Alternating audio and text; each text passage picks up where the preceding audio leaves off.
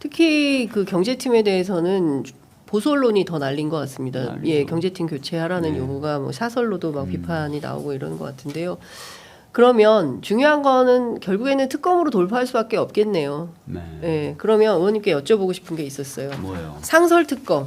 네. 박주민 의원님이 처음 얘기한 거 아닙니까? 네. 결국에는 이거 상설 특검을 통해서라도 돌파하는 수밖에 없는 단계로 갈 수도 있다. 근데 아닌 게 아니라 지금 딱 그 단계에 와 있는 것 같아요. 일반 특검은 200석의 한계를 넘어야 되는데 네. 12월 10일입니다. 네. 되겠습니까? 지금 제가 뭐 다른 매체에 나와서도 인터뷰를 해봤지만 네. 했지만 그 한동훈 윤석열 면담 이후에 굉장히 끌어오르다가 다시 차가워졌다가 지금 당원 게시판 논란을 다시 좀 끌어올리고 있다가 다시 또 자제령이 맞아요. 있다가 예. 막 이러고 있는 상황인데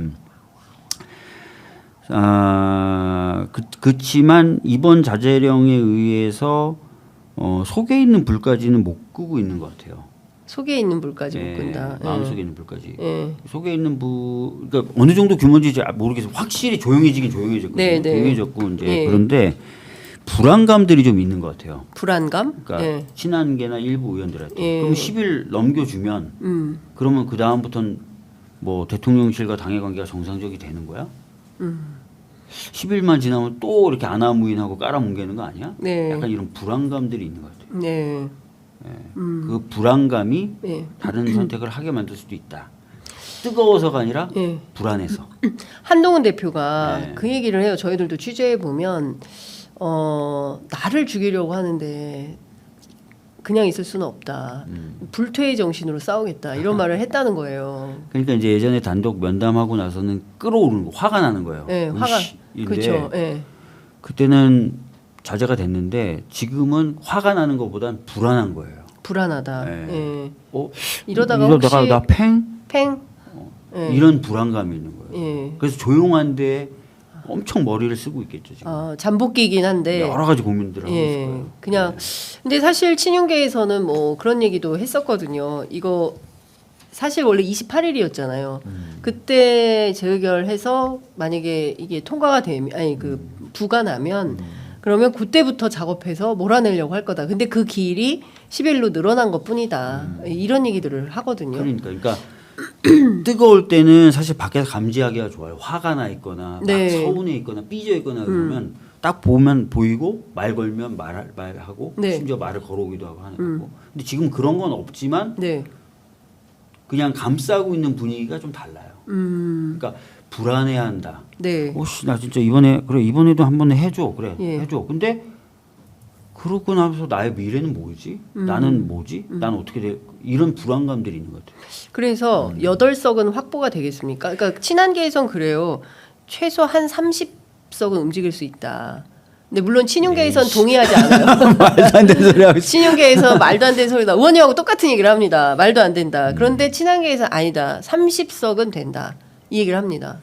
내부에서 태핑해 보면 좀 다른 분위기가 있을 수는 있겠죠. 그러니까 확실히 보면 이런 건 있어요. 그러니까 네. 제가 전에도 한번 여기 나와서 말씀드렸는데 예. 어떤 분한테 의원님 그렇게 훌륭하신데 장관 안 가세요? 그랬더니 옆에 있던 분이 이분은 여사하고 안 친해요. 이렇게 딱 얘기할 정도로 와, 예. 뭔가 이 정상적이지 않은 데서 아는 시스템이 있고 거기에 의해서 나는 상당히 괜찮은 사람인데 배제되고 있고 소외되고 있다고 느끼는 분들이 꽤 많은 것 같아요. 불이 안 붙어서 그렇지. 예. 확실히 이제 불 붙을 것들은 곳곳에 있는 예, 상황이고. 근데 이분들이 그러면 과감하게 어떤 탁 누가 깃발을 들면 움직일 거냐. 그러려면 깃발 드는 사람이 굉장히 강하게 들어야 되는 거고. 그렇죠. 예. 그다음에 깃발 드는 사람을 따랐을 때 적어도 뭔가 이루어지겠구나라는 것들을 보여주기 위해서는 그 깃발 드는 사람이 의지가 있을 뿐만 아니라 정치력도 있어야 되는 건데. 그런 부분이 미지수인 거죠. 예. 근데 그 저희 취재해본 그런 얘기예요. 그러니까 깃발을 누군가 들어서 따라갔는데 표가 모자라서 101석이 나온다. 그래서 결국에는 통과가 못 됐을 때 이거 다 색출돼가지고 그때부터는 정치 생명이 끝나는 거다. 그래서 그 불안감 때문에 섣불리 못한다. 그래서 당론으로 결정되면 그냥 따르는 분위기다. 이런 얘기를 그러니까 분석을 하더라고요. 그러니까 그러니까요. 흐지부지 뭐 이런 느낌인 거죠. 그러니까 뭔가 다들 불만이 있고 막 있는데 네. 그게 뭔가 딱 뭉쳐 있거나 흐름으로 잘 안 만들어지는 거예요. 예. 근데 8석은 생각보다 그렇게 큰 비중이 있는 건 아니지 않습니까? 그러니까 막 많은 표를 움직여야 되는 것은 아니고 그 사실 지난번에도 4표였기 뭐 때문에 저도 지금 그 전에 어떻게든 예. 좀 사람들 만나서 술도 좀 먹어보려고 예. 하는데 잘 안 만나죠. 오늘 제가 추경호 원내대표 만나기로 했는데 만나기로 했는데 안 만났는데. 안 만나신대요. 아, 갑자기 해버리시더라고. 아. 다른 이유로 이건 아니고. 예. 그러니까 그런 쪽으로 약간 지금 대화하기가 좀 어려운 좀 흐름이 잡혀가고 있는 것 같아요. 네. 다들 경계하고 있고. 예. 예. 그러니까 민주당하고 만나면 안 된다고 생각을 하시는 거니까 이 단일 대오에서 벗어나면 불안한가? 화가 막 뜨겁게 났을 때는 네. 자기네들이 뭔가 막 하는데 지금은 자기네들 머리가 복잡한 거예요. 아 심산이 복잡하구나. 자기네들 머리가 복잡한 거야. 예. 지금 만나가지고 괜히 또 잘못 얘기했다가 그러니까 또 이거. 뭔가는 불안하고 그래서 뭔가 해야 되겠는데 이걸 또 어떻게 하면 돼? 뭐 복잡할 때는 사람들이 안 움직여요. 예.